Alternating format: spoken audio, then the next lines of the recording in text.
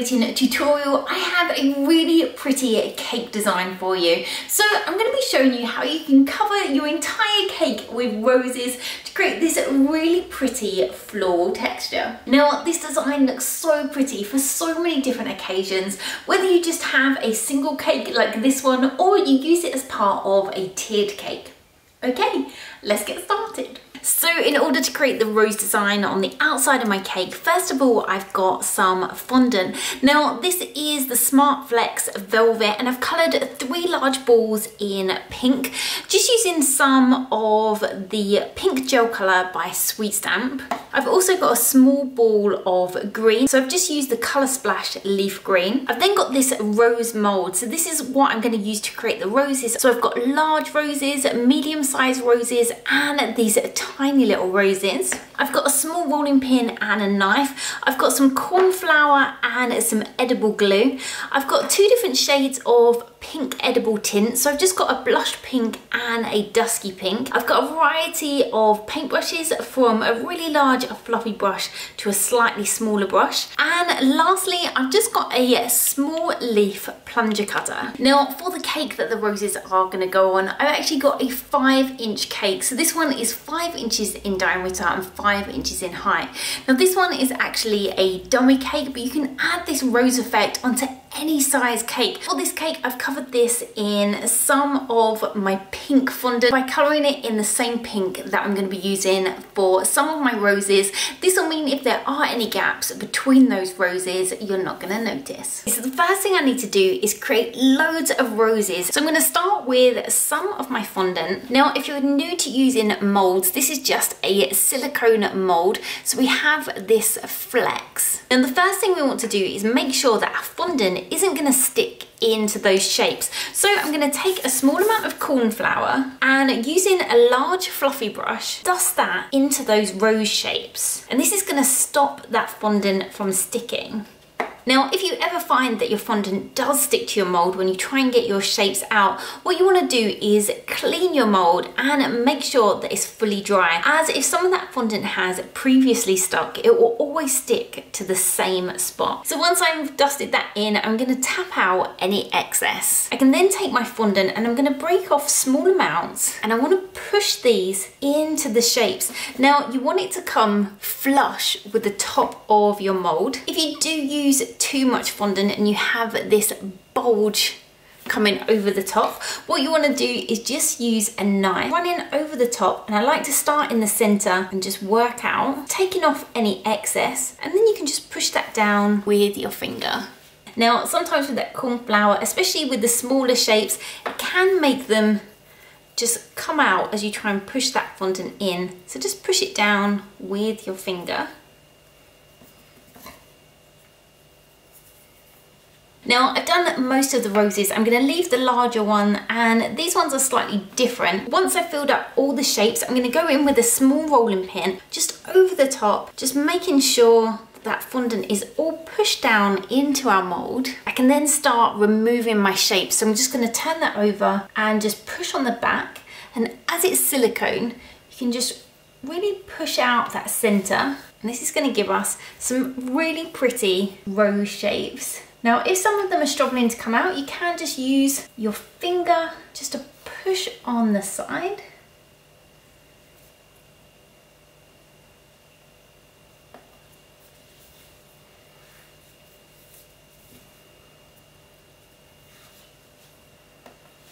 So then we have our first selection of roses. Now I'm going to pop those to one side, and I want to make loads more. So each time I add new fondant into my mould, I'm just going to dust in a little bit of corn flour, and I'm just going to continue with all 3 shades of my fondant. And we want to create enough roses to cover the whole of the outside of our cake. Now, if you ever do have difficulty getting the fondant out of your mould, one thing that you can do is pop the mould in the freezer for a few minutes. Now, one thing that I like to do if you are going to do this is pop the mould into an airtight sandwich bag first. And this is going to stop any moisture from the freezer getting onto the fondant and making it sticky when you get them out of the mould. Okay, so I have a whole selection of my roses in the 3 different shades of pink. So I'm going to start adding these onto the side of the cake, and if I do need more, I can make more as I go. Okay, so we want to think of this a little bit like a jigsaw. So I'm going to take some edible glue and I'm going to start just painting this on just a small area onto the cake, and then start with my roses. And you want to use ones of all different sizes, just filling up all the gaps. So the small ones are great just to fit between the larger ones. And you want to be careful not to push on the roses too much, as you don't want to squidge the shape.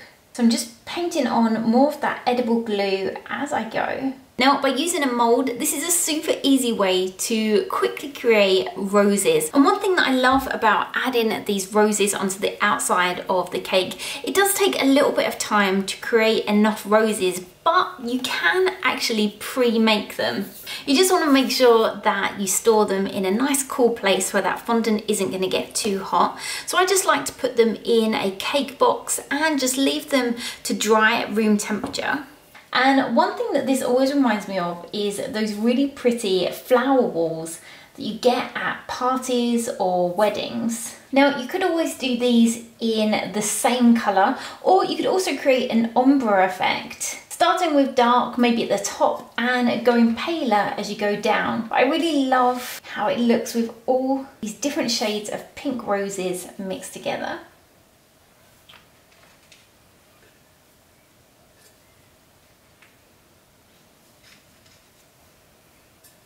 So now I've covered the side of my cake, I actually want to break up some of that pink. So I've got some of my fondant that I coloured in the light leaf green and my leaf plunger cutter. Now these leaves are actually going to be too large, so I'm going to take a small amount of my fondant and just roll this into a teardrop shape. I'm then going to place that on my work surface and just use the plunger cutter to add a little bit of texture onto that leaf. So I'm going to create quite a few of these. You just want to make sure that you're pushing that plunger cutter so that the texture's going the right way.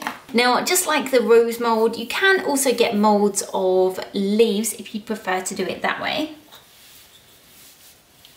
Now with the leaves, I'm just going to find some areas that have the little gaps and just push in some of those little leaves.